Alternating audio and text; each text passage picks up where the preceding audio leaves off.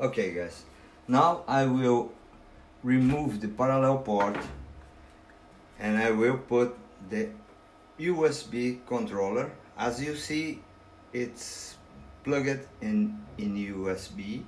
I will remove this and I will put right here. Okay, here is the connector. I will put in the adapter. Let's take a look here. The Windows doesn't recognize the equipment. You see, the Windows doesn't recognize the USB connected. So if I start Mac Mil 3 and use RTM200, okay, reset, I will turn on the console and doesn't work anymore. Nothing works anymore.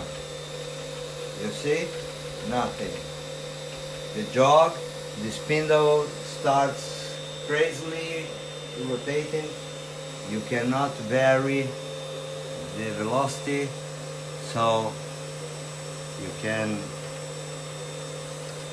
cannot change the velocity. Nothing works.